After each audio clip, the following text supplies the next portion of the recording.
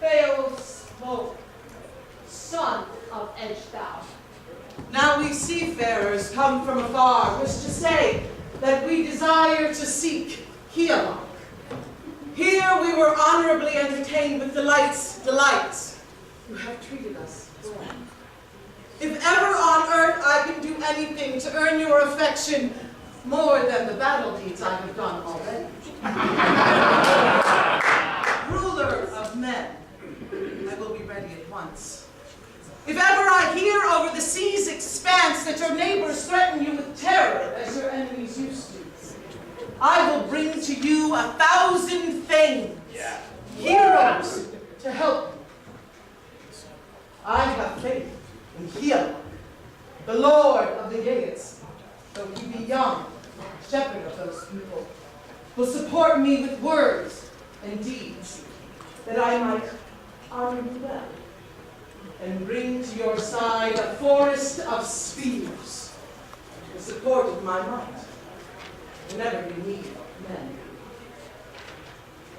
If ever Bretherick decides, son of prince, to visit the Yate court, he will find many friends there.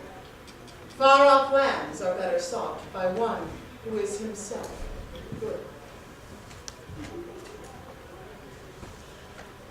Hrothgar spoke in answer to him. The wise Lord has sent those words into your heart. I have never heard shrewder speech from such a young man. You are strong in mind, and sound in mind, prudent in speech. I expect it is likely that if it should ever happen that the spear or the horrors of war take Healok, or sickness or sword strike the shepherd of his people, your lord, and you still live, that the sea Geats could not select a better choice anywhere for king, horde guard of heroes, if you will hold the realm of your kinsman. Your character pleases me better and better, beloved Beowulf, for you have brought it about that between our peoples, the Geatish nation and the Spear Danes, there shall be peace, and strife shall rest. Those malicious deeds that were endured before, as long as I shall rule this wide realm and treasures together. Many shall greet one another with gifts across the gannet's path. The ring-necked ship shall bring over the sea tribute in token of love. I know that our nations have made fast against friends and foes, blameless in everything.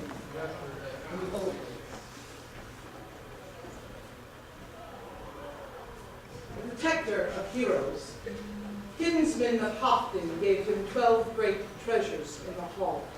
Bid him seek his own dear people in safety with those good gifts, and quickly come again. Then the good king of noble kin kissed the best of thanes and embraced his neck, the Scylding prince. Tears were shed by that gray-haired man. He was of two minds, but in his old wisdom knew it was more likely that never again would they see one another grave in their meeting place. The man was so dear to him, he could not hold back the flood in his breast, but in his heart, deep-held longing in his blood burned for this man. Beowulf from thence, gold-proud warrior, trod the grassy lawn, exulting in treasure. The sea-goer awaited its lord and owner where it sat at anchor. The gift of Hrothgar was praised. That king was peerless, blameless in everything, until old age took from him his intersinning, the joy of his son.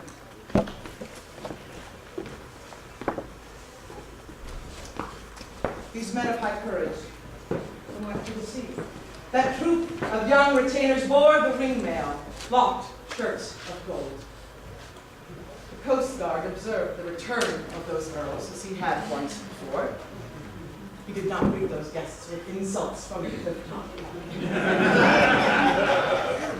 He rode towards them, said that the warriors in their shining armor would be welcome in their ships to the people of the waves. The sea-curved prow, the ring-necked ship as it lay on the sand, was laden with war gear, with horses and treasures. The mast towered high over Hrothgar's hoard gifts. To the ship's guardian, Beowulf gave a sword, bound with gold, so that he might, on the mead benches afterwards, be more honored by that heirloom, that old treasure. Onward they went. The ship sliced through deep water, gave up the Danish coast. The sails had held fast to the mast. Great sea cloth. The timbers creaked. The wind on the sea did not hinder at all that wave floater on its way. The sea-goer sped on, floated foamy-necked forth upon the waves.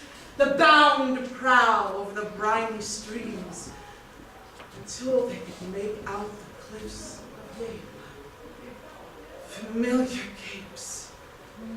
The keel drove forward, thrust by the wind, and came to rest on land.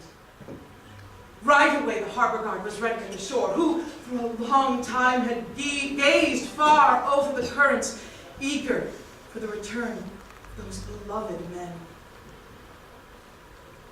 He bade that the nobleman's wealth be borne ashore, silver and plated gold. They had not far to go to seek their dispenser of treasure, Beowulf, Lord of the Yates, where he was at home with his companions near the sea wall. The building was splendid, the king quite bold, high in his hall. Hege, the queen, was very young, wise, and well-mannered, though few winters had the daughter of Herod spent within the palace walls. She was not poor for that, nor stingy in giving gold rings and treasures to the men of the Yates. Unlike Maud, though, famous folk queen in her terrible crimes, she tortured and murdered powerful princess, proud king's daughter. Not one halting hero or servant, save the fond father of that fearsome maid, dared approach her by light of day. His hands would be locked, lashed with death bonds, no hope for his life. A harmless crime would soon be settled with a slashing blade. Swift sword bites would sever from life that pitiful wretch. No peaceful lady would torture her things, trust them for death, condemn to the blade dear retainers for imaginary insults to maiden honor. Hemming's kinsman calmed that slaughter maid. Ale drinkers say, but she softened hate moments, mellowed murder hearts, measured her commands. Since first she was given gold-adorned princess to that young champion, chosen for his queen, sent across the waves by sorrowing father, to Offa, the king, to share the gift throne. She soon bent to him, welcomed all things, hailed peace offerings, used her welfare for young and for old. With high love thoughts, she held to her king, who of all mankind, as men have told me, was strongest of throne men, from sand shore to sand shore on the Irk's broad land. Offa was spear keen, tall thane master in thronging of war, generous gift king, great with gold treasures, strength for his homeland. His son was Eomer, hall-worthy king child, Hemming's kinsman, Garmin's grandson, good warrior prince.